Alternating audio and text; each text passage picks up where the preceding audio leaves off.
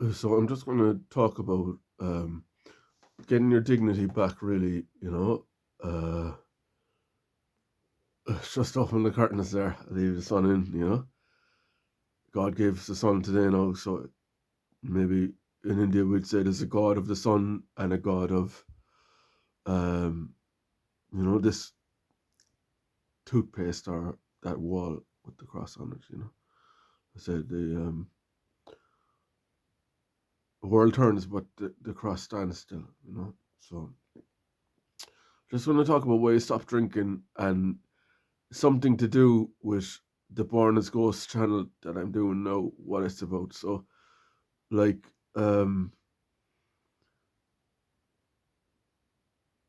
Amazon, are making the news, and there's like a meat factory. I think it's meat factories in Eastern Europe, and Australian migrant workers, and this kind of thing. So people are saying you need a Goldilocks. You need a Goldilocks theory here because, like, people cry employee exploitation and say, "Oh, Jeff Bezos has got so much money, but does he really have all that money? That's not his money, you see." Because I just saw on Tagesschau last week that there's going to be a big recession in Deutschland. The forecast for the next 12 months is -5%. So I stopped drinking, so I have my dignity back, whether I work or not. I'm on social protection for social security is American word, for 7 years. But between 1997 and 2017, you know, I worked. I was working on farms since I was 11, and then I worked in the university without any money back. I was still giving papers to YouTube, like Alphabet A on the Nasdaq, all the elocutions. They have the copyright. I've given 15 publications to Amazon and got nothing back for it. Why am I not? Why am I defending Jeff Bezos then because it's a better life. Like, you have to do an internship. They're saying on ABC News Australia, you don't go, like, because they're going to are going to exploit but that's like, I did an internship for 25 years, grafting.